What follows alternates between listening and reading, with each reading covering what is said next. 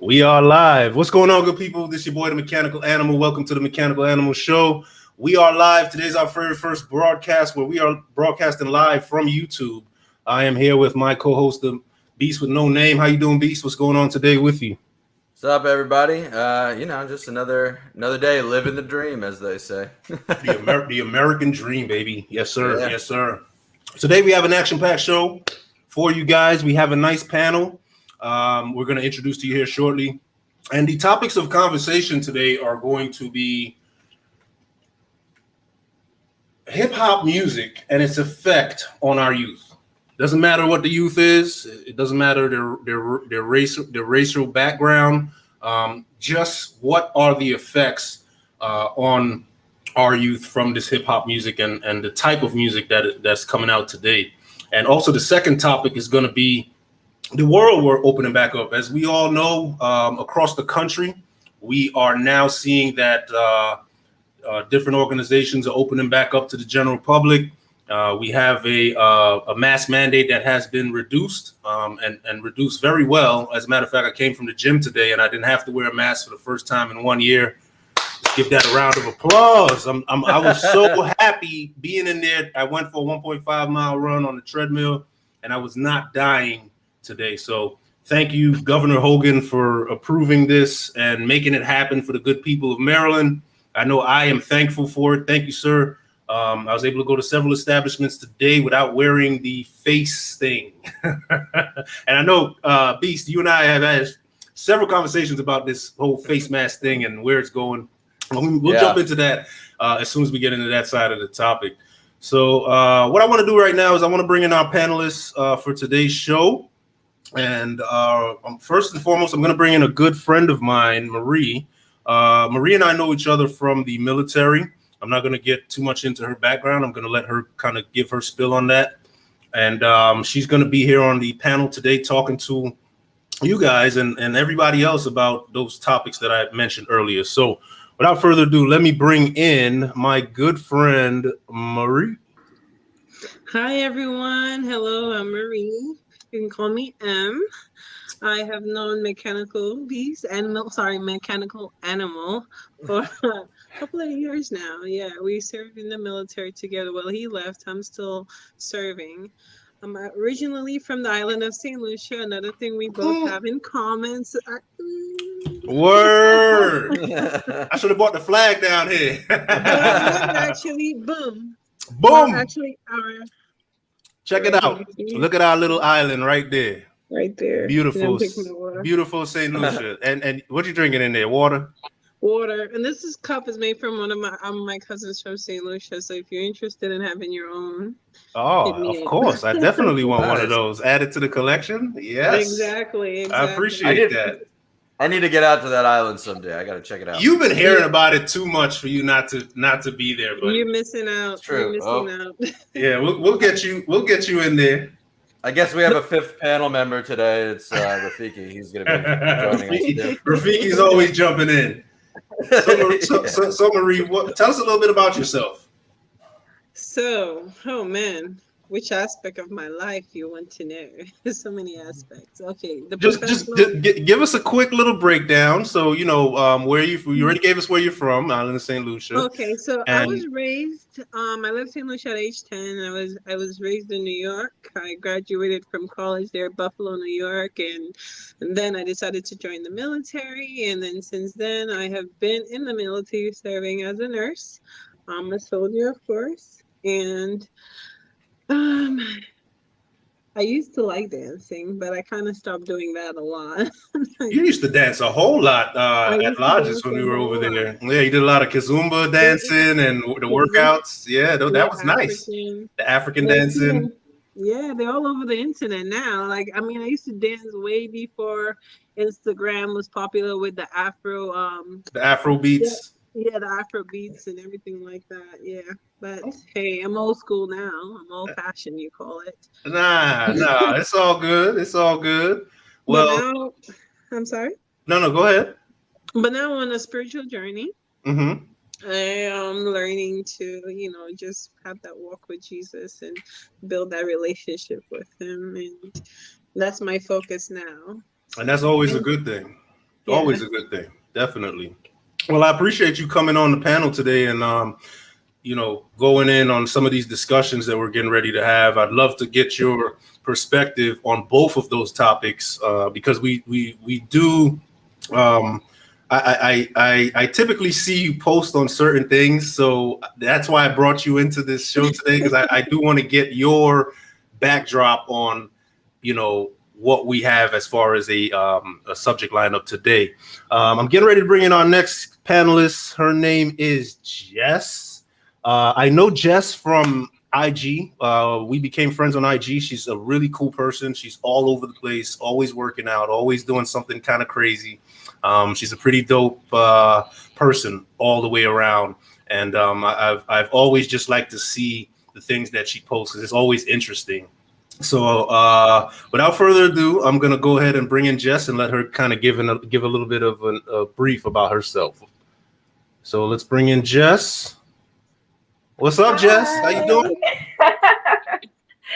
Hi, I'm Jess. How are you? I'm great. We're good. So what we did with Marie was we brought her in and we just gave her a little bit of time to kind of just tell us where you're from and a little bit about yourself. Well, me, you, Marie, we might be cousins because I'm from Dominica. Hey. I feel so left out. I feel so left out now. Hey, it's all good. It's all good. It's a party. Right. Well, I was actually born in Brooklyn, but I moved down there when I was about 10. So both my parents are from there. Okay. So, I spent a great deal of my life down there. I love it. Yeah. Brooklyn is it. Until I'm from East Flatbush. So. Right. Until last year, I became a legal Dominican. So. Oh wow. Okay. Yup. I got my dual. Hey, that dually is nice, right? It's a big. Well, I can't do that. Okay. Possibility. We'll talk offline, Marie. We'll talk offline. Yeah. but that dually is nice. It is. Yeah. I'm from Brooklyn. I'm a flight attendant in the day. Sometimes in the night. Okay. Yeah, look, that flight attendant life. When I'm gonna tell you something. When I used to travel a lot, flight attendants make your life. They can make your life either very easy or very hard. Basically, sometimes you get what you give. So basically, if you give them a hard time, if you give us a hard time, we'll give it to you right back with kindness. If a little dose of kindness, What kills me is Marie's like, no. They don't do that, Marie. They don't give a little bit of kindness with their off days. They've been fighting with. I saw that. Yeah, I saw that. That's a different topic. It is. Yes. No. We may be able to squeeze that in. But what we're gonna try to do is kind of stay on topic, stay on time. Just because we want to try to maintain the time efficiency of the show. But Jess, I'm glad you're here, and I'm glad that you're on the panel. We'd love to get your insight on these two topics today. And what we're going to do, without any further ado, we're going to jump into the first topic. First topic is going to be hip hop and its effect on the culture, effect on our youth, effect on mainly our youth, but effect on the culture as well. But what I'm going to start off with is and Beast, I want to bring you in first on this topic because we've had a lot of conversations about hip hop culture, and you have been embedded in the hip hop culture for a number of years. You've done a few different things. I remember at Lodges we used to do the whole freestyle battles and all that, and you were kicking my ass, dude. This dude right here can freestyle. This is we don't call him Beast for no reason. This guy is official. Oh yeah, Marie, you weren't there. But we used to have some late night sessions with Monticio in my dorm room, and I mean it was crazy. That's what you were doing. We were doing way more than that, but at the end of the day, well, not in the room. I mean, as far as going out into the world and all that good stuff, right? Hey, Portugal was it. I mean, can you guys say any different? It was dope, right? Yeah, So, it was a great spot. It was a great spot to be in. So, Beast, hip hop culture. Where are we? What's going on? Like, what is happening? Are you even a fan of what is being produced today in hip hop culture? So, personally, I would say, as with everything, there are going to be advancements, right? So, where I see advancements in the hip hop community or hip hop culture, I definitely think there has definitely been an advancement with like production value and things like that. Like I think beats and production and like the technology behind it has come a long way, or at least the ease to produce the same things, right? So it's not to say that the older hip hop stuff wasn't as good. There was just a lot more time and effort that was put into that, which also could be argued required a bit more skill. But with each medium comes a different skill set anyway. So, people now will be really skilled in the technology that makes it easier, whereas the old heads might be using the beat pad and taking actual raw samples, and those are two different skill sets that aren't necessarily mutually exclusive. You know what I mean? So skill set is actually a factor here as well, as far as the lyrical talent that we have involved with some of these new artists that are coming out. Yeah, so I would say that like production value and new producers and whatnot, they have a lot of skills, right? At least in my eyes, as far as with their production value. But I think with how much we're just pumping out the next SoundCloud rapper, the next SoundCloud rapper, the next SoundCloud rapper, like it's severely diluting what that corner of music used to actually be. Like it was a lot harder to make it back in the day. And I'm not saying that it should necessarily become easier for talented people to make it, because lots of different sections of music constantly overlook extremely talented people because they're not friends with the right person. They won't sign the right contract. They want too many exclusive rights over their own stuff, whatever the case may be, right? Like if you don't save the soul, you're not getting the check, right? Right.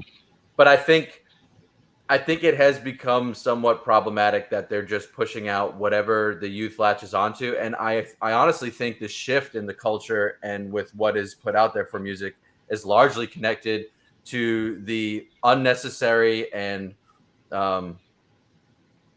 basically just wrong obsession with social media and what other people are doing with their lives. Like the fact that youth are so directly intertwined with and attached to what this person is showing on Instagram or what that person is doing on Facebook or what this person said on Twitter. And they want to be the next Instagram famous individual promoter or this or that. And because these kids are just like, hey, I'm putting a few tracks up on SoundCloud. I'm talking about how I got stacks and 30 gats and 60 women and 40 mansions. Like I feel like back in the day, there used to be some crazy shit that was out there, right? But people were talking about what they came from and what they went through to get to where they're at, right? Right. Whereas now it's almost incentivizing. But then they also talk about drugs and all of that too, though. And yes, but my point, you're not wrong. But my point is that was more so what they went through to get to where they are, as opposed to making it seem like that's popular or that's trendy. Like how a lot of like rappers have come out recently and been like, oh, I'm so depressed, I'm so sad, I'm taking drugs to numb the pain or whatever. And while that may be something that they went through, they're also making it seem trendy or like that's something like, it's cool to be the depressed kid. It's cool to be the misunderstood person with tattoos all over their face and whatever else. And again, it's your body. Do whatever the hell you want. Right. But the message that you're promoting and the way in which it's being promoted is kind of problematic, I think, when you're basically like you're almost incentivizing these things that you can sing about as this is a struggle I went through, but this is how I got past it. This is what makes me me, but that's not all I am. Whereas now they're like, oh, if I'm that, then maybe I have a better shot. Like if I come out and say that I'm this, that, and the third, you shouldn't be embellishing it. Jess, I want to get to you because you've been looking like you want to get into this. I'm just Like, well, all right. So here, if I can end it with one thought, like no, go ahead, Kyle, please. A person that comes to mind, right, is like Eminem is a great comparison about like how his music, whether you've liked it or not, has kind of evolved, right? So like he first came out on the scene, and it was like, holy shit, who's this crazy white boy that's saying all this wild shit? And then he got to later where it's like, you know, come take a stand and we'll walk this world together through the storm, like all this other stuff that he's saying later on. He grew up, his music evolved, whatever else. But I will largely say, like, at no point in time when I was listening to his old stuff, which personally is my favorite stuff because it was just wacky and off the wall and different. Mm-hmm. I never thought like, oh, he's telling me to do these things. He's just like, this is what's going on in my crazy head. These are the crazy thoughts that I have. This is the life that I live to get to where I am. Like, listen to all this wild shit. But like, and that's also might be where the disconnect is happening, where like it's not entirely to blame on the culture so much as it is a combination of the culture and its self-promotion and how much social media has taken over people's lives and become like, this is what I should be aspiring to. Whereas like you could advertise Eminem stuff back in the day, but there weren't a ton of people that were like, man, yeah, I can't wait to kill my baby mama and have her riding around in the car next to me, waving at people. Right? You understood. We'll say that you understood at that point back in those days. You understood where the cap was, right? Where to end your.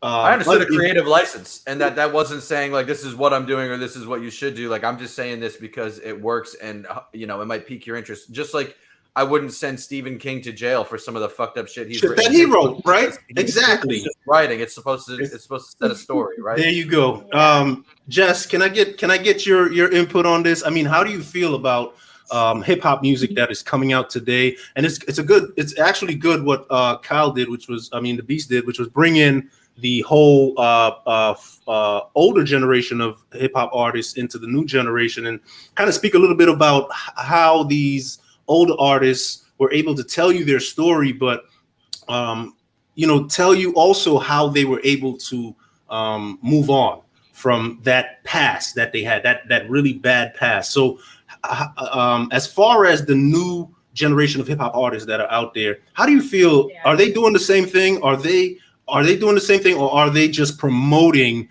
the stuff that you hear in their music constantly? I feel they're more promoting like violence and bad behavior. I grew up not listening to a lot of like hip hop because my parents wouldn't really allow it. We were the same way. Yep. That and dance hall. I couldn't listen to that until a certain age. But by the time I did start listening to rap, it was Ludacris that was popping, It was a funny lyrics, It was, it was those, the feel good type of hip hop. It wasn't like hardcore. It wasn't hardcore nasty or even violent. It was a little violent, but it wasn't kill a person violent. It was more like we're at a party, we're having a good time type of vibe. Right? Exactly. It was like a feel-good type of crowd, type lyrics and everything like that.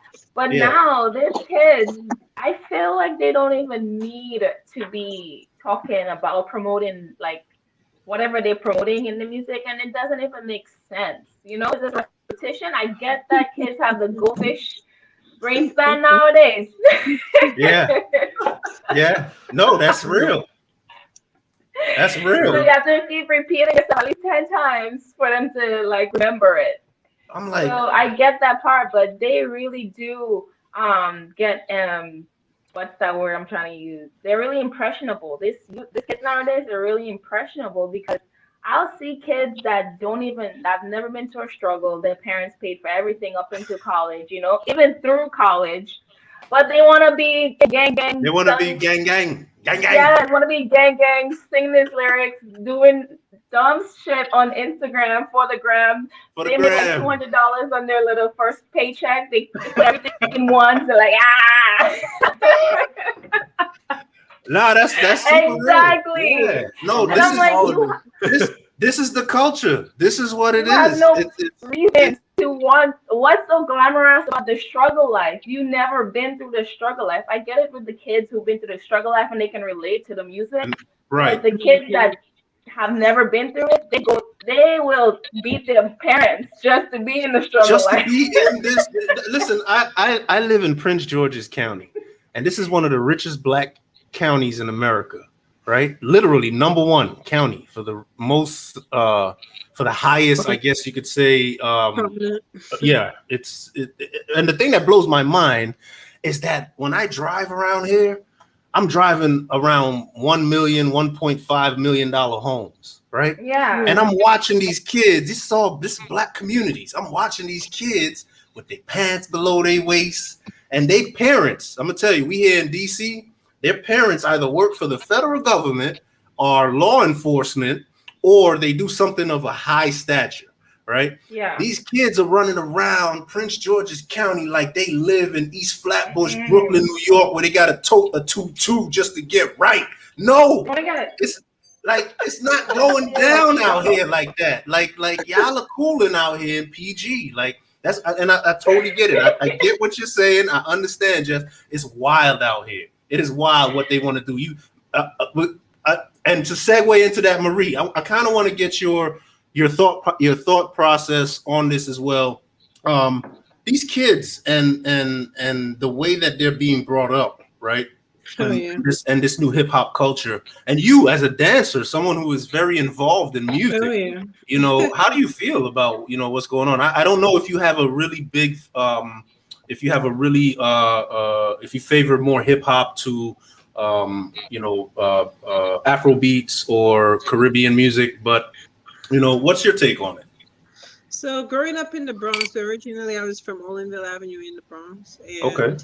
I was around a lot of Hispanics and Americans. So at that time, I was into hip hop and dancehall because, okay, I didn't forget about my dancehall and I didn't forget about my soca at that time. But hip hop, I never really leaned on it too much because, to me, again, the language was too vulgar. And then when I would watch the videos, because I mean, I was the type of child, I would study BET videos and MTV videos for the dances to see because I wanted to keep up to date. So that was the reason why I focused on it. And I literally blank out all the statements that were said because I did not agree with anything that was being said. You know, and that's the type of person I was. I just wanted to learn the dances, but I didn't. You didn't agree with the actual music content. Yeah, no, I get it. Same thing for me with dancehall. From time to time, I listen to Vybz Kartel, and I'm like, "Yo, son, I can't listen to this. Not today." I would literally do the instrumentals. Like I would look up instrumentals or beats just because I don't want to hear the words. I just like the beat and I just want to dance and I don't want to deal with the nonsense. Right.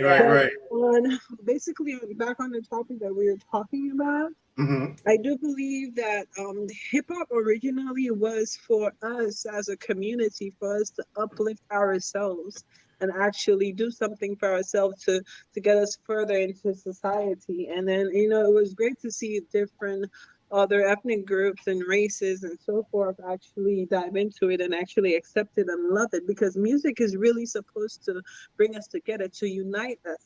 And that's what I've seen with music throughout the years, and all genre of music. It unites people. Right. When you listen to music, you don't see the hate. You see everybody's eyes bright, ready to dance, ready to just get country music. Okay.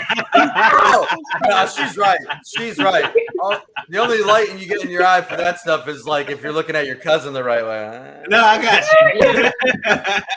But I mean, so many things that it has done positively, and yes, we can focus on the negative all we want, but I do want to highlight the positive it has done for our community. It has taken people out of the struggle life into how you say it, prominent lifestyle, because now they're making money. They're making money. Have acknowledged their talents.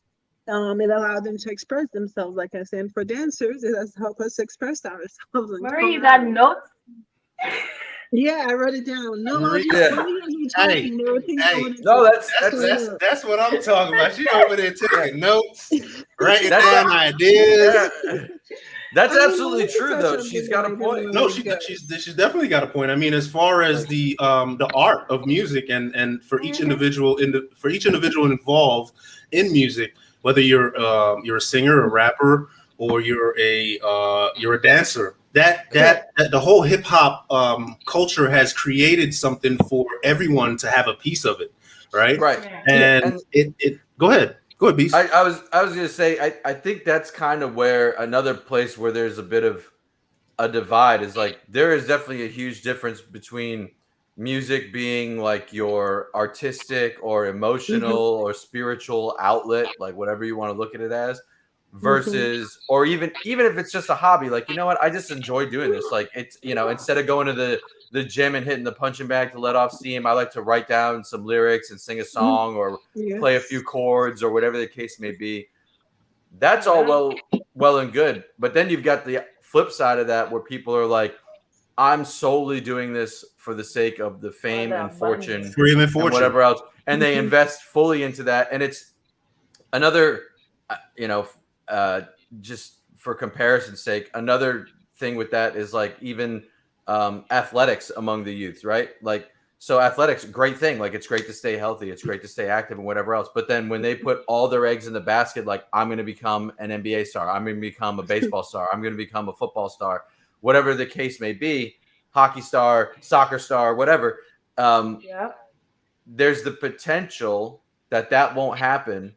And then where are you left? You know what I mean? Like, I'm not saying don't put your all into your dream, because that's what makes dreams come true. But also at the same time, as the saying goes, don't keep all your eggs in one basket. You know what I mean? So it's like, you gotta figure out, like, if you're gonna go 98 and 2%, make sure that 2% is 100% of that 2%. So if that 98% that's going through doesn't pan out, then you've still got something to fall back on. Like, you know, don't forego your academics for the sake of an athletic pursuit or something like that. You know what I mean? No, trust me, dude. I totally understand. I want to piggyback that and give my my little spill on this, and then we're going to jump into the next topic. But what I want to say is that for a number of months, I was mentoring youth out of New Orleans, mainly Louisiana, but New Orleans, and it was at-risk youth. And I was doing that through teleconference. And the reason why I was able to do that was because of my trade. I'm a master HVAC, and I always have individuals from different companies reaching out to me to give these kind of like briefings to students about that. Students who are interested in the trade field, give them briefings about my experiences in the trades. And what I've come to find doing that is that there are two questions, or one question that I ask immediately to all the members of that school or whatever organization it is. I always ask, what do you want to do when you get out of high school? These are high school kids. These are 15, 16, 17-year-olds, right? I remember this story now. What do you want to do when you get out of high school, right? And ladies, tell me, what do you think these kids are saying? I want to be like Lil Wayne. You said New Orleans. Y'all hit both of them on the nail. Each one. I want to be a basketball player, or I want to be a rapper, right? These are what these kids are saying. These are their primary objectives after high school. Their primary objective after high school is to become an NBA player or become a rapper, right? And I ask them every single time, well, what led you down the road of wanting to become someone in the trades? Well, my uncle does it, and he says it makes him a lot of money. So I figure if I fail at rapping and then I fail at basketball, I could take up HVAC. And I'm like, well, don't you think that the time that you're going to put into all this hip hop and this rapping, you can maybe do some of this HVAC part-time, learn to do it at first, and then get a part-time job doing it, and then still work on your rap career, or still work on your modeling career, and they're like, nah, we got to go straight in. And then if we fail, then we'll go to the next thing. And I'm like, who taught you that? Who taught you that? Like, why do you put all your eggs in one basket? They all break, and then you got to redo them, right? I mean, think about all the money you would make through doing 8-track stuff, even part time, and how much more studio time you. That's what and then that's another topic. I said to one of these guys, I'm like, how do you pay for studio time? It's not cheap. It's not cheap. It's expensive. It's 50, 60, 70. Some spots charge $100 an hour. I used to rap. I know, like right? So 200, 250, and these days it's going up. I'm an older cat, so back in my day it was 50 an hour. You knew the right dude. Right? I hang around studios now then. It's like up there. It's up there. 150. Yep. Wow. 150 an hour for studio time? Jesus Christ. Well, then you got to think about you're buying beats unless you got somebody that makes them or you make them yourself or whatever, like, which, you know. Exactly. And then you've got to pay for studio time, but it's not just the recording time. Then it's the mixing, the mastering, the mixing down, the mastering. The blending. That all takes a lot more time and also more money. It adds up at the end. It adds up. That's what I'm saying, dude. I'm like, how are these kids paying? You know what? A lot of them tell me, yeah, mom's got it. I'm like, mom ain't gonna be around for too much longer, buddy. Jesus. But on that note, you know, as far as the hip hop and the culture. All I have on that is, I grew up listening to hip hop. I love hip hop. I'm from the islands. I'm from St. Lucia. I was born in St. Lucia, but I grew up in Brooklyn, New York. So hip hop is big to me. I love Wu-Tang. I love Jay-Z. I love Nas. I love anything that comes out of New York. Mobb Deep. Okay, you're talking your age now, sir. Hey, listen. Come on, man. Listen, I used Don't to come at us like that. You know what I'm saying? Like, I used to really get down. Like I remember when I lived in Brooklyn, there was this show called Flex in Brooklyn. I used to watch every Friday night. Now I'm really showing my age. If you know about Flex in Brooklyn, you know about the Warehouse, you know about the different spots that was popping where they had all the reggae shows and all that good stuff. I'm gonna tell you, growing up and my dad never let me out the house, so I was the same way until I was about 16, so I know exactly what you're talking about. The thing about hip hop for me and listening to all these older rappers from back in the day was the lyrical content that was involved in creating hip hop. I was a big Nas fan because I felt like Nas was one of the best storytellers I ever heard in my life spit anything hip hop. Right. Absolutely. And he really opened my eyes to hip hop. I love hip hop. I still do to this day. I mean, today you might only catch me bumping 90s to early 2000 stuff. But the thing about the new school is that they have no originality to me. And that's the thing that I look for when I listen to hip hop or I listen to music. I look for originality in the music. And if I can't find that and everything sounds the same, you're going straight to the same place the last guy went next. So on that note, I do want to say that just to close this off on the hip hop topic, I got a little picture up here of Gilly the Kid. I don't know how many of you guys know this guy. He's been doing a show with Wallow, his cousin, called $1 Million Worth of Game on, and it's all over the place. Instagram, YouTube, you catch it. You guys should check it out. I love those two. I think they're dope. Okay, I love what they're doing for the young black artists that are coming out today. But here's the thing. I saw a video the other day, and I was trying to bring it up. I don't think I could find it right now. But I saw a video of Gilly the Kid and Wallow and the things that they still promote, even though they are trying to help these new artists, these young artists out, the things that they are promoting in these videos that I'm watching on his channel, right, on his Instagram channel, is not something that is extremely positive. Even remember when Jay-Z said, "We don't hold money to our ear"? I don't know if you remember that, Beast. He said, "We don't hold money we don't hold money to our ear. We don't do that over here." Some shit like that. I feel like you told me about that. I literally in a song? Yeah, he said that, and after he said that, a bunch of new rappers, the young boys, came at him. They were like, "Yo, what are you talking about us? You talking about me? I hold a brick to my ear every night. What you mean?" And Jay said that in a song on one of his albums. He was like, "You holding money to your ear? We don't call that money over here, right?" And the next day, it was bad. It was like everybody came for Jay, and it was like not they didn't really come for Jay, because can't nobody really say they coming for Jay. Like you who coming for Jay?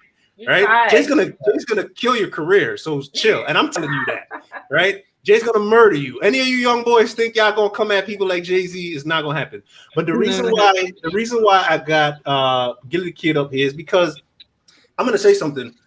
You can help these youth. You can help the youth. You can help the youth and still be who you are, right? But tell them what is right and what is wrong, right? Yeah. And people like Gilly the Kid, I love what you're doing, dude. And if you ever get a chance to watch this show, I'm not coming at you. But the things that I see in your channel and what you do with the youth that assimilates itself or comes together with hip hop culture, the guns, the money, the content that's put inside of the rhythm. Your son has a song that is viral right now, and it talks about a lot of stuff that, you know, I wouldn't, if I had a kid, my own daughter or my young son, I would not let them listen to that type of music. You understand me? That's not the route that we're going. So, you know, on that note, I just want to say that, I believe that the direction that hip hop is going in, you know, it's not the greatest direction. We have a couple artists out there that are doing. We got a couple of. I was just about to touch on that. Please. Like I follow this guy, this rapper. I don't know if you heard of him, like Toby, Noe. I can never think of the last name. Is he a rapper? Like Toby Nwigwe. Have you ever heard of him? He's Nigerian. No, but I've been looking into a lot of Nigerian and African rappers as of lately, and their music. Period. He's basically American, but he's a Nigerian. He's Nigerian American. So he's like the real African American. You know, like, so his music is really positive. Like, it's really positive. Okay. And you have lyrics, you have to like, it makes you think, you know? Right. Yeah. Well, that's the difference. People like stuff like that. You have to go underground to get the good stuff. But the underground guys are not getting the money. They're not getting the money. If you're not saying I want to fuck that pussy 8 times on your track, then you're not getting the money, right? If you're talking about if your rhymes are talking about, you know, working out, eating good, going to school, trying to do good, taking care of your family. I never gotta lie, that's true, because my husband actually is a musician out of Dominica, and he's had like over 3 albums. But he none of his albums, like, he doesn't curse, he doesn't do nothing negative, he only speaks the truth. It's more of a political kind of thing, you know, it's enlightening. But he's not on the come up versus someone who just came after him, who's talking about like what you just said. If you ain't smashing this and fucking that and this and that or something stupid. But I'm like, just keep doing it. You're gonna have a following, because there will be people who pay attention to that and appreciate it. You know, you don't always have to follow the crowd. No, definitely. I totally agree with that. Beast, you got anything before we move on, and then we'll check with Marie, and then we'll get on to the next topic. So the only thing I could think of is, like, you were talking about, you know, hip hop and rap, and it made me think of this this quick little bit of lyrics from KRS-One, one of the, you know, it was my dogs, one of the founding fathers, if you will. Yes, sir. Yes, sir. And he said it was on a song called Classic, where I love the song too, because like DJ Premier produced the beat. They got Rakim, KRS-One, Nas, and Kanye West on it. Oh, Jesus. Rakim, Nas, KRS-One. What? I haven't heard this. What's going on? All right, I'm gonna have to send it to you, man. But buddy, get that to me. So he basically, KRS-One comes in and he says, instead of broadcasting how we smoking trees on the radio, we need to hear more local MCs. Where you at? Come on, where you at? This is the difference between MCing and rap. Rappers spit rhymes that are mostly illegal. MCs spit rhyme to uplift their people. Peace, love, unity, and having fun. These are the lyrics of KRS-One. Bang, bang, bang, bang, bang, bang. I wish I had a sample over here so I could make gunshots. Just be like, you gotta add it to your list now. You gotta put it to your list of things to get. You know what? Added, done. Yeah. Marie, but what it just you got? made me think of like the difference between hip hop and rap. Like, and rap, you're absolutely right. And there is a major difference between hip hop and rap, and a lot of people, especially the youth today, don't even know that. You'll ask them, "Hey, what's the difference between hip hop and rap?" and they won't be able to tell you. And I think you put it in as plain of terms as you can. You know. Oh, he knocked it down, of course, brother. Marie, what you got for us? I mean, the only thing I want to say while we close, I'm not going to mention anything new to get you guys riled up again. All I want to say is, if you guys are listening out there and you are deep down into your hip hop and your rap, please try to make it positive for our youth. Let's guide them the right way to make a positive changes on our society. You see all the things that are happening globally, and we want to be impressionable, but we want to be impressionable in a positive way. Yeah, I totally agree 155 million%. Let's give a round of applause for that. That's what I'm talking about. For sure. Yeah, man. So yeah, guys, there you have it. That is our segment on hip hop culture. You know, we're not saying we're bashing, we're not coming after hip hop culture, but what we want to do is have more people responsible in the hip hop culture to take accountability for the things that are going on. That's it. That's all we're asking. We're not asking for a lot. You know, we're not. And look at this. Look at this panel. Nobody here is over 50 something years old. Okay, we listen to hip hop, we listen to reggae. We were in the clubs, we're traveling. We got a flight attendant here. She's all over the place, right? At the end of the day, you know, we're here just trying to tell you guys we like to have fun just as much as you do. We grew up in the era where hip hop actually started and really progressed and took off. So all we're trying to tell you guys out there is just, you know, take it a day at a time. You know, how do you eat an elephant? Piece at a time. On to the next topic. So our next topic that we're going to get into is the grand opening of the world. And also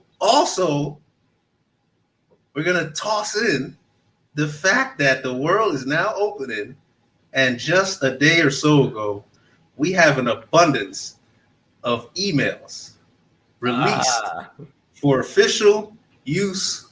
What's FOIA? Freedom of Information. I'm about to say for official use only. I've been working in the classified section too long. One more time for FOIA is Freedom of Information. Freedom of Information. What's bananas is I actually like maybe 6 months ago I filed with the government for a Freedom of Information Act type of package that I was looking to get some information on. Yeah, but let me tell you, anything you want to find out about certain cases that are going on, for those of you that don't know, you can apply for Freedom of Information Act and get information. As long as if it was classified, it takes about 20 years to become declassified. But if it wasn't classified, normally after a few months, you can apply to get information through the Freedom of Information Act on certain cases or different things that are happening in the country that you may not be privy to right away. So with that being said, 2 days ago, a day ago, we had Dr. Fauci, the great Dr. Fauci, had some emails released. Beast, I'm gonna start with you.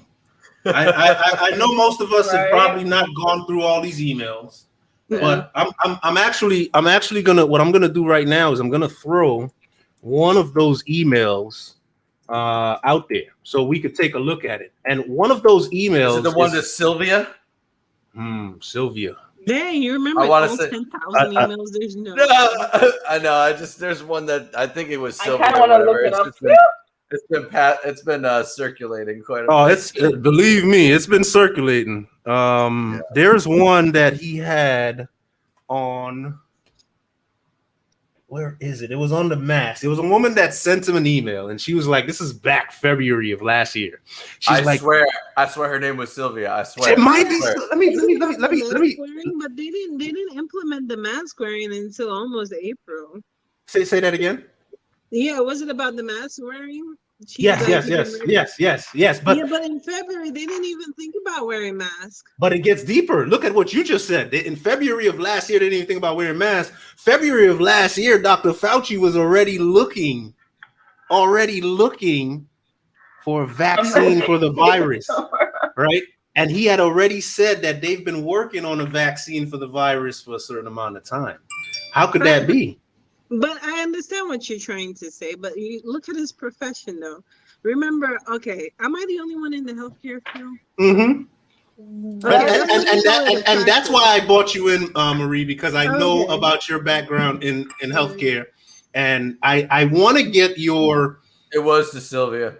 Was it Sylvia? Did you Yeah. get it? Hey, share your screen, Beast, because I want that on there. I want that freaking picture.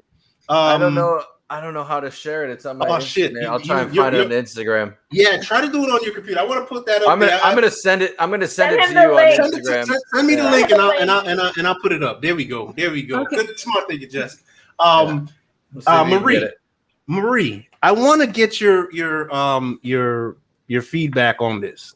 The virus, right? Okay. Dr. Fauci, I'm trying to get this mask thing because it was serious. But Dr. Fauci had stated to a young lady that she did not need to wear a mask because masks were for people who were infected with COVID-19. He wrote that.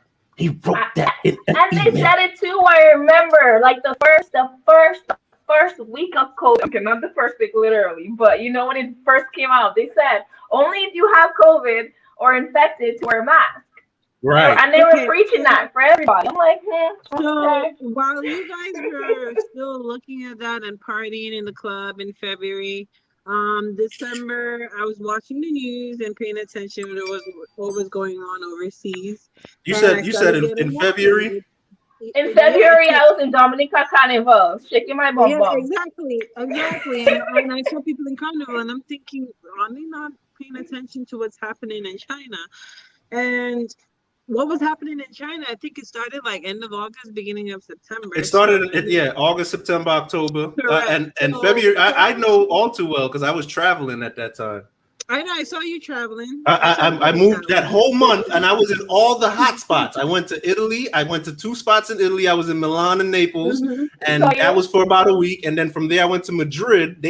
When I left Italy, they were hit with 1 million cases that weekend. As soon as I left Italy, I went to Madrid. Madrid got hit with 560,000 cases or some crazy number like that. So and then you brought the COVID. And then I went to London, and my job called me back, and they're like, "Hey, you got to come back home. This is getting crazy." Yeah, And I said, okay, and I came back home. Washington State. I never got checked. I got to BWI, and they looked at my passport, and he asked me, the officer asked me, "All right, have you been to anywhere else?" And I was like, "No, that's it." And he was like, "Welcome back home." I was no test, no. I just came from 6 different regions that were. Just did the test like 2 weeks ago.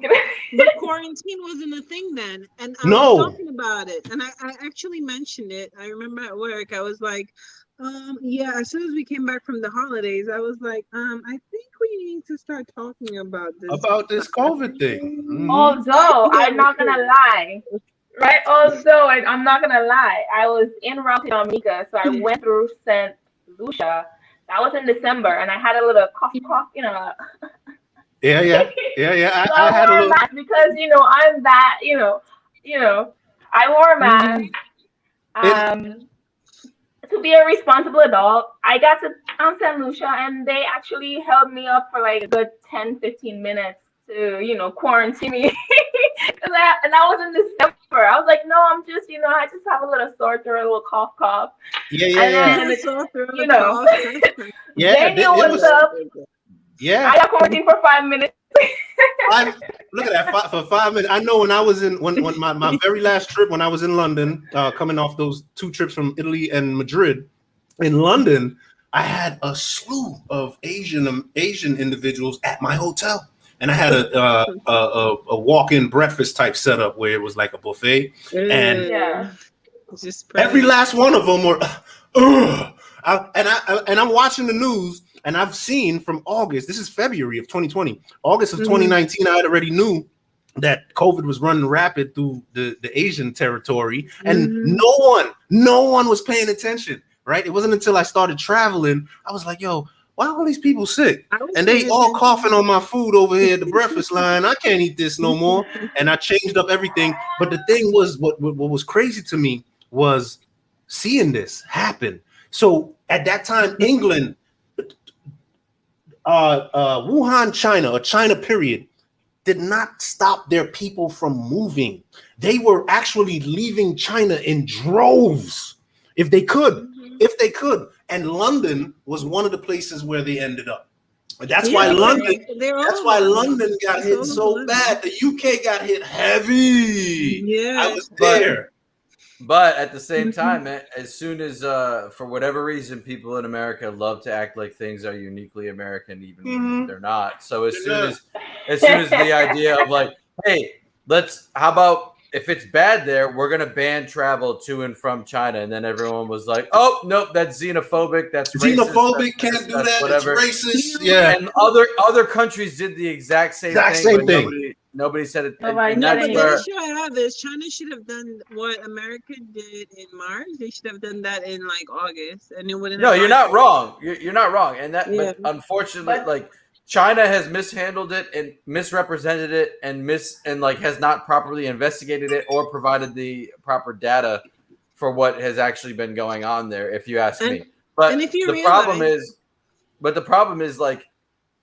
What I'm basically trying to say is the extent to which COVID-19 was politicized more so than just looked at as an actual like viral infection that the medical and scientific community should be focused on as how can we mitigate the impact that this has on whatever country we're in or the world as a whole. But it was overly politicized and turned into way too much of a political talking point or arguing point as opposed to being looked at as strictly like from a science and like medical and health based viewpoint where like this is affecting people and as medical practitioners this is how we should try to tackle this. Like there were too much politics got involved if you ask me.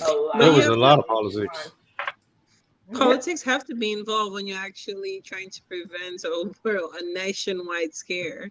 You know, you have to be careful what you say. It has to, I mean, we all know how that works, right? I mean, well, like, yes, to an extent, except that what I'm saying by overly politicized is like, I mean, there's basically no other way to put it other than a lot of people were upset that Trump was in office, right? And he was like, whether you liked what his policies were or didn't like what his policies were, at the end of the day, he was a very divisive political entity. And you could say the same thing about, say, George W. Bush. But since George W. Bush was in the past and now Trump was the president, everyone was like, oh, George W. Bush is just an innocent, sweet old granddad that gives candies to Michelle Obama.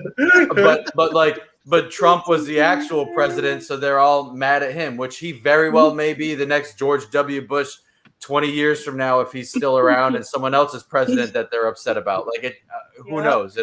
It's an ebb and flow, right? It's constantly moving. But because he was president, it was all like whatever he's deciding or whatever he's saying or whatever he's thinking is completely radical, like it's racist, it's this, it's that. And a lot of the mainstream media or like more leftist media that evolved with big tech and whatever else were just like, we're going to keep pushing the opposite narrative to that. And so it just constantly caused a large divide instead of a larger focus where it should have been, which should have just been like, let's get the proper funding needed to the proper people to like properly investigate this outbreak instead of using it as like, oh, if you believe in masks and whatever else, then you're obviously a progressive liberal person that also believes in civil rights and gay rights and like all these other things. But if you don't believe in masks, then you're a conspiracy theorist and you're a conspiracy theorist. You're a racist. You're a white supremacist. How could you be a black person and be a white supremacist if you don't believe in masks? I've seen that a lot, and I can't explain it. Hey, I don't care if you wear a yarmulke. You're a Nazi because you don't. You're a Nazi because you don't believe in this, right? I'm sorry, what? But that's the extreme to which people took it, and that's what I'm meaning by like it being overly politicized. Like I understand politics play a part because if it is a national scare, if it is actually a thing where the nation needs to be worried, then the government might have to step in both with funding and with certain regulations that are going to actually help to supposedly save lives. Also what we find out is there was a lot of information showing that the things that they did seem to be awfully incentivized towards the corporate entities that are actually paying off our government bodies as opposed to being in the best interest of the people. There you go. What I would say to this is, as far as the because I don't want to go off topic too much, but I want to try to stay on the topic as far as the world opening back up and getting rid of the mask mandate and its policies, right? So today was the first, like I said earlier, today was the first day that I went out and was able to go to the gym in several locations without forgive me, I call it a panty shield. I cannot do the mask. I've heard panty shield, mask, and muzzle. I was in Vegas. When was it? Like 2 weeks ago, and they didn't have it, and I felt weird. Like I'm like, wait a minute, am I the only one wearing a mask? Yeah. You get these strange looks. As soon as I walked in the gym today, everybody's looking at me. I'm like, I don't care. I just saw Governor Hogan's message. I printed it out and I put it in my pocket in case somebody wants to challenge me and say, hey, you're supposed to be wearing a mask in here, because it's not everyone who knows. What phases me out is that these states and the governors of these states are saying, okay, because the CDC has now stated that we do not have a mask mandate per se anymore, right? Yeah. And we're gonna do it across the nation. It's funny to me how these states are not advertising this. They're not telling their people. They're not saying, hey, look, this is what came out. This is what's going on. And we just need you to be aware of this in case you got a customer that comes in and says, you ask them, hey, why are you not wearing a mask? You need to wear a mask. No, you need to brief your people, let them know, especially if they're in a state where the mask mandate has been reduced. Like in Maryland, the mask mandate has been reduced to only wearing a mask in schools, hospitals, and public transportation. But not everywhere, though, because there are some places like here, they have signs up saying if you're vaccinated, you do not have to be wearing a mask. Well, some people identify as vaccinated. I know. And I say, well, okay. And I'm like, really? The trans-vax community. Oh my God. No, but I mean, you are right, though. You are right. Like the CDC was saying, they've reduced the mask mandate. They're saying people that have been vaccinated are not required to wear a mask. And that in itself, that in essence, for the same people that bitch about capitalism, this is one of the beauties of capitalism is a business can decide, hey, if you're going to come in here, I want you to wear a mask. Or, hey, if you're going to come in here, I don't really give a shit if you wear a mask. But that's where, but that's obviously only in states where they've reduced the mandate. If the state has mandated it, right? But then you've got states like California where they're like, well, I don't care what the CDC says. I feel a bigger need to virtue signal to the rest of the world, so I'm going to require everyone to wear a mask at all times, whether you're walking your dog or coming into a store or whatever they're just obsessed with the whole mask idea because they think it gives off this positive image that you're like caring about other people's health, even though when you really think about it, and I honestly I do want your honest opinion. M, like with I keep seeing M and I said M and now I'm just thinking of James Bond. M, I love M from James Bond. But I'm just thinking of James Bond. So I've seen a lot of videos and read some things from immunology specialists, I guess you would call it, or like immuno specialists, whatever, and they understand virology. And their argument is basically like the building blocks of our immune system, which the human immune system, if you don't have an immunocompromising condition, the human immune system is a very robust immune system. Correct. And it is very efficient. Yes. And so what they were saying is like it or not, viruses and bacteria are the building blocks of our immunity. So they were positing, I guess you would say, that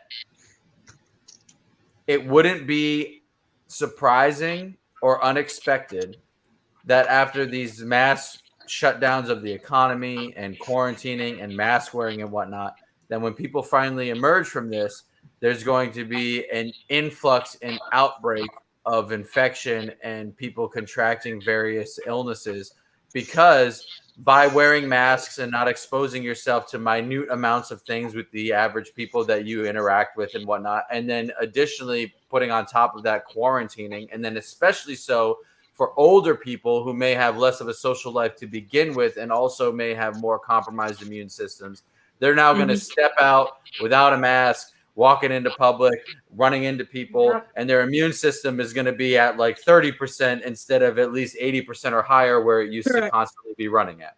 Correct. And I can totally yes. And what they're saying is totally accurate.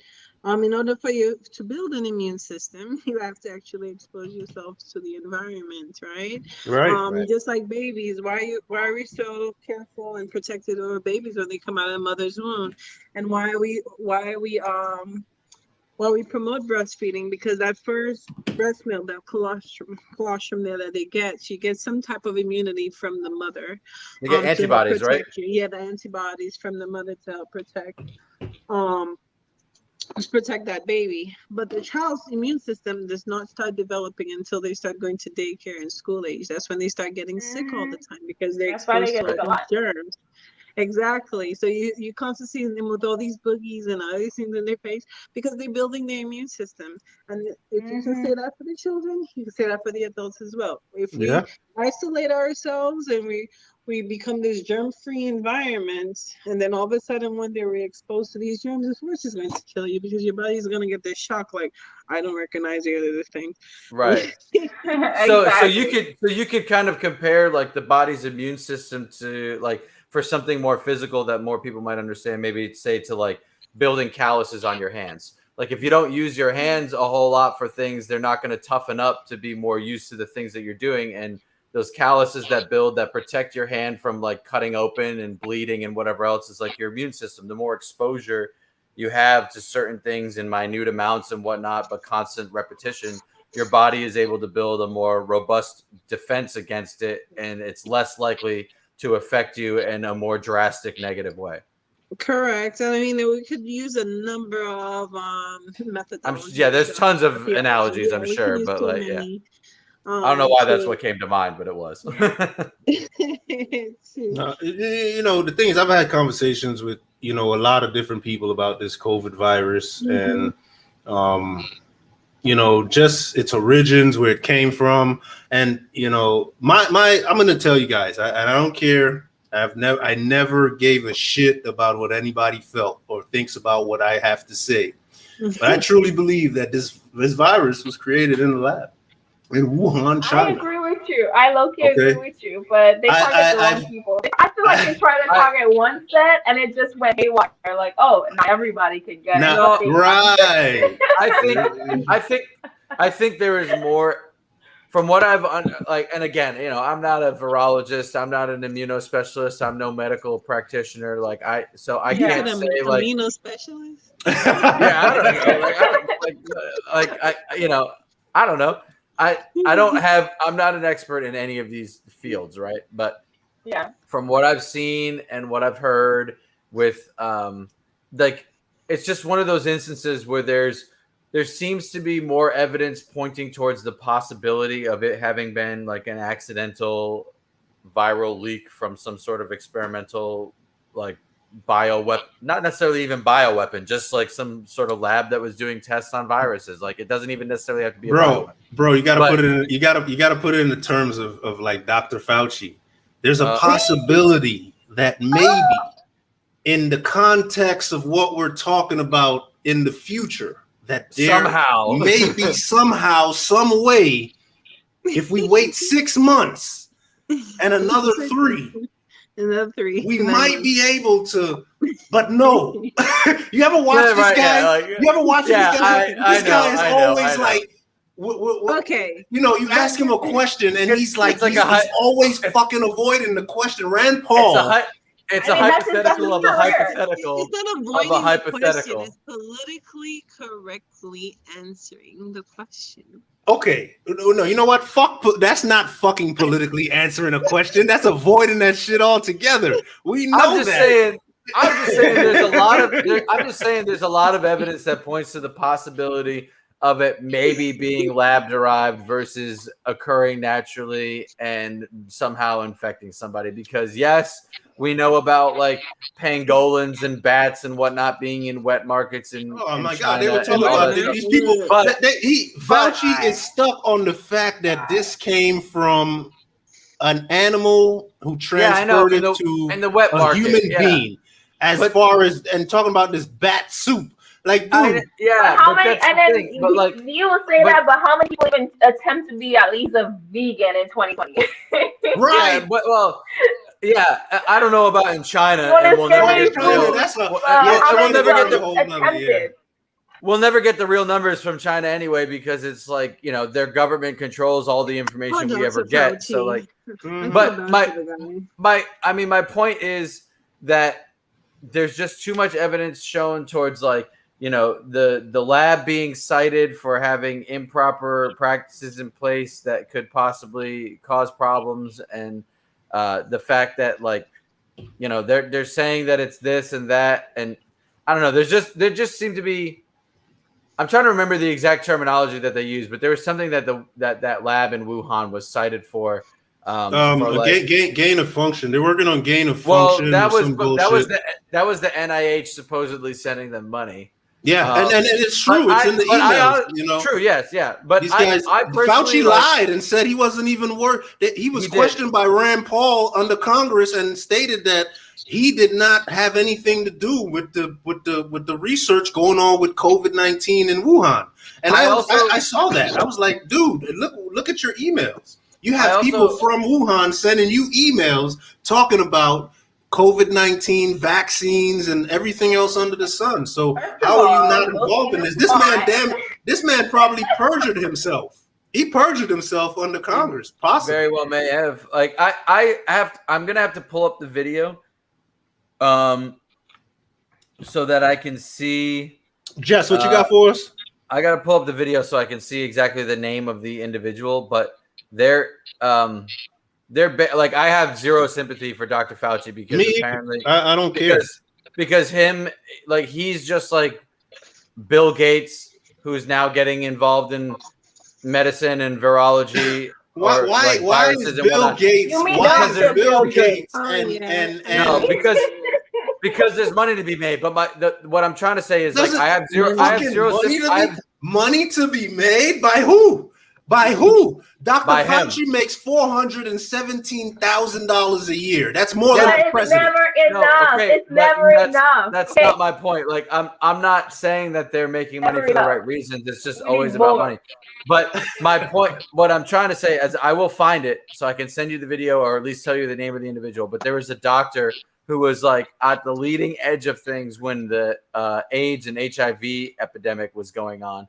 Okay. And she was pushing for lots of different things and ways that things should be handled, and doing research papers and whatnot. And Dr. Fauci, who was trying to climb that corporate ladder, or that ladder of significance or whatever, played an active role in shutting down her research. And they actually ended up arresting her and not even telling her what she was charged with. And she was basically put away and blacklisted. And now that she's back out, she's like sharing her story, because she's basically one of those people that, like, as a medical practitioner and as someone who actually got into this because I care about humans and our survivability and whatnot, this information needs to be shared. I'm being blacklisted and fucking shamed by these people. So I have zero sympathy for Fauci.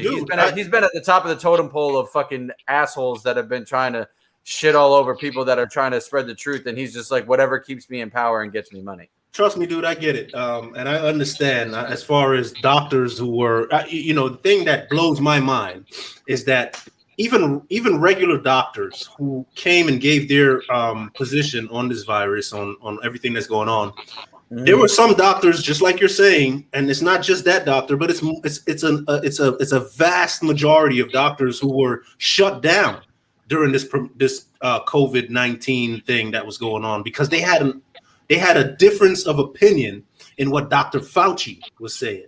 And it sucks because as someone who is not a doctor, as someone who's not a man of science, right? I'm looking to you, the doctors. You can't even come together and make a decision as doctors. As doctors, that's like if I know anything, and I consider myself a pretty intelligent individual, but if I understand anything as far as what you guys do in the field, it all revolves around math and science. No, Yeah. so why can't you guys come together on one thing? It's just like me. My trade revolves around mechanical and electrical technology, dealing with math and science. Honestly, So I come on now. can't make a mistake with what I'm doing, right? Well, But doctors are the same way. They have Yeah, math and it's not science to practice. back up shit that they do. So Science why is what practice. the thing that I am looking at and I'm very confused about is why aren't all of you on the same fucking page? Okay, so if that was so easy for us to answer, don't you think the providers in China would have teamed up with the providers in Italy and the US and done kumbaya together and come up with a plan? Because no one knew what was going on. They all knew this was something new and different. And then they also knew that President Trump was in office. You see, what I'm going to share with you guys right now, because we're running out of time, and I'm going to get the last word in. I'm sorry, guys. Matter of fact, before I get the last word in, I'm going to go down the list, and I'm going to find out if you guys got anything else to throw in there, because we've got to wrap this show up. What I got to do right now is run the crypto winners of the crypto contest that I had earlier this month. But what I want to do is I want to go down the list, and we're going to give our final word on this last topic, and we're going to start with Jess and work our way up. Jess, what you got for us on the masking topic, on the going back to the work world and all that good stuff that's happening? I mean, I said all I could say for now. Okay. I have nothing else to conclude. Got you. We're gonna move on to M. M, what you got for us? I mean, the only thing I wanted to say, I know you guys are saying Fauci should know better, okay, as the top infectious disease director or provider in the United States. But one thing a statement he did mention to say all these things, he said that, at the time, whatever data you have in front of you, whatever information you have in front of you, that's the response you have to give at the time. That one bit I do agree with, because you cannot speak or say something when you don't have enough data. You have to collect enough data. Right. No, Yeah. I totally get that. I want to piggyback off of that real quick. If from what I understand from Dr. Fauci's emails, he's been dealing with coronavirus for years, so he has enough data. he wants us to believe. He wants us to believe that he doesn't, and what he utilized for the entire 2020 was all the data that he had. No, I believe Dr. Fauci has been playing in this game for a very long time, and he is trying. Yeah. He is trying to dupe us and teach and take us somewhere that some of us don't want to go. Okay. Yeah. So at the end of the day, that's where I stand on the whole Dr. Fauci thing. I'm not saying he's a bad man. I don't talk about people that I don't know, but what you show me is all I know. And so far, what I can see is when you come on Congress press conferences and you get grilled, you don't have answers. You're a professional in the field. You're head of a viral department, right? Virology department. You cannot explain shit to anybody that's asking you questions in Congress about what you're doing. When are you going to end this? When are you going to do that? When is this going to happen? When is that going to happen? You always start off your conversation with, well, if we wait about 6 more months, we could possibly see the end to this if we only talk about it for another 7 months. And then we can finally decide if we should have a conversation about ending this. Dude, what the fuck are you talking about? Are you serious? Are you fucking serious? No. If you don't know, just stay home. Don't come outside. Or send someone else in that knows what the fuck they're talking about, so that way the American people and the rest of the world can go about their goddamn business. Exactly. Marie, please, was that it on your end as far as final word? Beast. So passionate. Hey, listen, I am about this. Beast, what you got for us? Well, I was able to find the links to send you. It's Dr. Mikovits that I was talking about that was trying to speak out against Fauci and the people that he's involved with earlier and whatnot. But I mean, at the end of the day, I think I understand why people are worried. People don't want to get sick. Everybody gets scared. The government and the media play no small role in continuing to perpetuate said fear, whether warranted or not. But I think it ultimately should have come down to, if you want to wear a mask in quarantine, go for it. If you want to go out in public and wear a mask, go for it. If you don't want to wear a mask, go for it. If a business wants to tell you to wear a mask because it's a private business, go for it. But the economy never should have been shut down. The economic toll that it has taken on people and the emotional toll that it has taken on people, both through the fear of the pandemic and the emotional turmoil that comes from the economic impact, has been far more detrimental to the people than any virus would have been to begin with. This virus wasn't killing people at large. I mean, worldwide, it's been what, maybe like 3% fatality rate, which worldwide is a lot because we've got billions of people. But ultimately, that's a 97% ineffective virus. Yeah. So let's get it straight. The 98.71, I think they said. Sure, whatever. Yeah. Even if you want to give it 95%, that's a 95% ineffective virus. I wouldn't buy a fucking antibiotic that was only 5% effective. So, like, you know. So my point is the amount of damage that it did compared to the amount of damage that the reaction to it did. And people will argue like, oh, well, because we reacted that way, it made it better. Is that really so? Because a lot of the reaction was ignored at first until the government literally mandated the shutdown of things, or you would get fined and arrested and whatever else. Which was happening. Yeah. Right. So I don't think – I think that things have become far worse economically and even just personally for most people because of the reaction to it, versus if people were just given the option to handle things the way they saw fit and allowed to conduct business as usual. Yeah, I totally agree. And what I'm going to say on that note is that, you know, if we go back to the times where, you know, people before coronavirus, I mean, think about it. You know, were you given incentives to get vaccines? And you know, at all? Were you? And the incentives of the main killer of all things, like here's donuts and alcohol. Donuts and alcohol. Leads to fucking heart disease, which is the leading killer of all people. Fucking blown. I'm like, dude, are you serious? You guys are having a free gym membership. Right. I said that. I was like, yo, look, why don't y'all have free gym memberships? Why don't y'all give a $50 gift card for only vegetables at the grocery store? Why don't you say OnlyFans, you crazy man? Or like something, a year supply of fresh food. I don't know. Like something. You want to give me French fries? You want to give me French fries, donuts, beer? Come on. You know what I'm saying? And then it gets, what makes me think about this even more is that they start getting ridiculous with the prizes. Like you're giving away fully loaded trucks, $1 million. Like whenever people give things away for free, if West Virginia is giving out some dope prizes, I almost want to go over there and take the vaccine just to get a prize. If they want to give out a beach house, I'll take 5 vaccines. Thank you. Hey, listen. If you promise me something directly, you say to me, hey, listen, I'm going to give you $500,000 or $1 million to take this vaccine. I might think about it. I might be like, it's $1 million. You know what I'm saying? I know people who's taking it and they ain't dropped yet, so I think I'll be all right. You know what I mean? I'll be fine. Like, I've been working all year. I haven't been taking like a break or anything like that. I remember when it first hit, everybody was freaking out. I'm like, nah, you'll be fine. Like, yeah. One person broke down in front of me. Like, I don't know what to do. I'm like, you'll be fine. You'll be fine. Wash your hands, like they say. Wear your mask or whatever. You know. You'll be fine. But that's the other thing too, is people misunderstand the distance or like the amount of protective measure it is to just practice proper hygiene. Like, don't sneeze on people, don't cough in anyone's face, wash your fucking hands, and take a shower. Take a shower. Wash. Said that. Bathe yourself.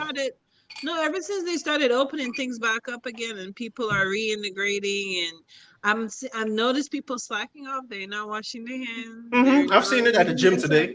Anymore. They're not cleaning things anymore. They know. I'm like, yeah, we still got germs. I've been doing that lasted for like that lasted for like 2 weeks. I swear that lasted, especially on the planes. That lasted for about a month. After that, people were going to the restaurant without shoes. I never heard no flush. I never heard no hands washing. It was like ding ding bye. Used and gone. I'm like, wow. So you always get for 2 minutes. The gloves were gone. I'm not gonna lie. Human beings are fucking nasty. Like the fact that people are just sitting like they're like people are like, oh, I think it's gross when my dog licks my face. Like, okay, fine, whatever. But if you actually take like the bacteria count of that versus a toilet seat versus the human mouth has the most bacteria. Oh, yeah, easily. When someone gets punched in the mouth, the doctors are more worried about the person who punched them and whether or not they got nicked by a tooth than the person who actually lost a tooth. Like, we are disgusting. Human beings are fucking gross. And people don't even take the time to like clean themselves. I mean, we've got a whole generation now that's obsessed with the idea of eating ass because I guess they want to know what getting E. coli is like. Like, I don't even understand it. It's like, what the fuck? I'll even share with you guys. I had an experience where someone wanted to play around back there, and I was like, "You're scratching an itch I don't have. Get your finger out." Like, I don't know. I don't understand the obsession with people's buttholes. Like, I love a nice ass, but that's all about the cheek. Yeah, the cheeks, not the. It's called like the I love stage. You know how you go through the stages of development, like the oral stage, and now it's the anal stage. Ah, okay. So America or the world is currently going through its anal awakening. You're going through the anal awakening, that sounds like It's like, I love a nice ass, but I want to be friends with your cheeks. I don't care to make a relationship with your brown eye. Like, I might wink at it. Like, hey, I acknowledge you. I'm winking. Blaming on society and the butt injections and everything. You might get you might get a little like thumb massage, but like nothing else is happening. Like, get the fuck out of here. All right, I think we. I think we went a little bit off topic here. Yeah, probably. I'm just trying to say, human beings. I blame these for that. It is my fault, but I'm just, I'm not ignorant of the fact that human beings are gross. Like, we're fucking gross. We're gross, hey, and we could all live up and say that. I mean, Beast, you and I and Marie, we've been in situations where we couldn't shower for a few days, and it's because of the situation that we're in. You know what I mean? And that's why we're here.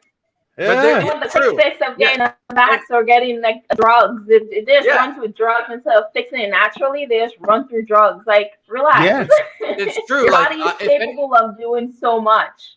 Mm-hmm. If anything, we probably had as much as we obviously didn't know as much about treatable infections and diseases back in the day. But if we had the immune systems, or if our immune systems had the ability to react to things as well, because like obviously our immune systems have developed over time, so we're still at like the peak point of our immune system. Yeah, right? but we're making things worse for ourselves with all these this improper use of antibiotics and for sure. That's how we're producing like super bacterias and whatnot, because people are like, oh, I've got this infection, I take the antibiotics for 4 days, I feel better, and I don't finish the full cycle, and then the bacteria is like, you didn't kill me, bitch, I got stronger. I brought my cousin, I brought my sister, I brought my gang, we're taking over. Gang. And it brings it back to that whole gang. I'm just trying to say that, human beings, we don't even lick our own assholes for the sake of cleaning ourselves like dogs and cats do, and they still have cleaner mouths than us. So I mean, if that's not, that's not a testament to how dirty we really can be. We really went south with that one. On that note, what I'd like to do is that because buttholes are down at the bottom? South. On that note, we're gonna end our discussion. You're welcome. You're welcome. Thanks, sir. The whole coronavirus thing and where it, what's its effects on society right now, the opening up and all that good stuff. We got down to the butthole. Don't know what that had to do with anything, but we got there. I think you meant the bottom of things. I think you meant the bottom. But what I want to do right now is we're getting ready to close out the show. And before we close out, what I want to do is I want to go ahead and get our winners for the crypto contest that we had at the beginning of May, or the middle of May, actually. I started a crypto contest that pretty much I'm going to be giving out a few different prizes. And right now, we're going to go ahead, whilst we have our panelists on the show, we'll go ahead and we're going to run it. And what's going to happen is it's going to select a winner. This application that I have here is going to just select the winner, first, second, and third prize, and it's going to go in that same exact order. So whoever gets the first prize is going to win whatever the first prize is. And I have to remember what that is. So I'm going to go back to my page now on IG. I don't remember what the first prize was. And I do want you guys to remember that you have to provide me with the address, the correct address for me to send your winnings over to your crypto address. So our third runner-up is going to receive 1,000 Shiba Inu coins.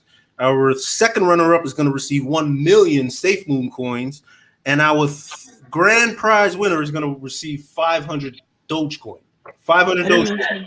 Dogecoin has just been you guys, Marie and Jess, are you guys on crypto at all? I just started. Yeah, so I had a contest on my IG page. I didn't have too many entries.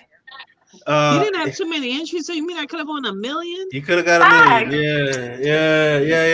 And you know what? It's upsetting. Hey, just remember how bad the people that spent like 10,000 Bitcoin on a pizza back in like early 2000 are feeling now that they could have been a multi-millionaire, maybe even billionaire. Exactly. So, pretty much we'll go over it one more time. So third runner-up is going to get 1 million Shiba Inu coins. Second runner-up is going to get 1 million SafeMoon coins. And our grand prize winner is going to receive 500 Dogecoin. Dogecoin has just hit Coinbase, available on Coinbase. If you guys need any access to Coinbase, follow my page. I think I have a link up there for you to sign up. And Coinbase will definitely get you right with Dogecoin if you need Dogecoin, and also if you need a Dogecoin crypto address, so that way you can receive Dogecoin to that crypto wallet. So that's what's up. Without any further ado, we're gonna go ahead and we are going to run this and see who our winners are. We gonna hit? Yeah, I'm gonna do one of these joints right here.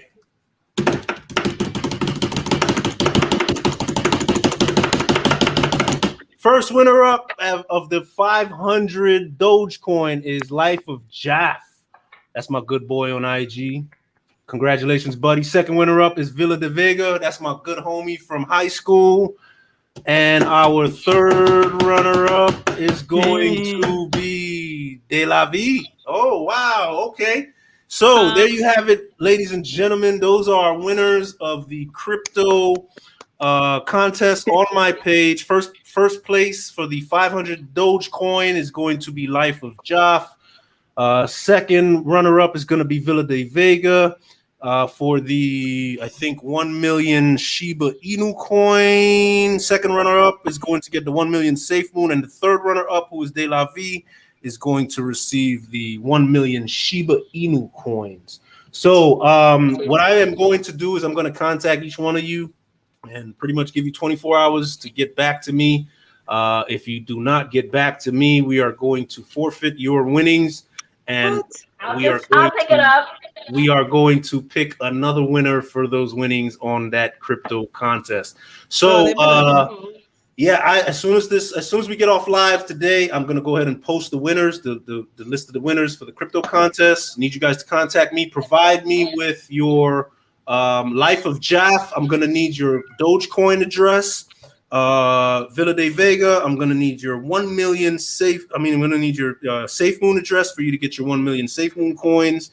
And our third runner, De La Vie, I'm gonna need your crypto address so I could forward you your 1 million Shiba Inu coin. Thank you for everyone who entered the contest. I appreciate you guys doing that.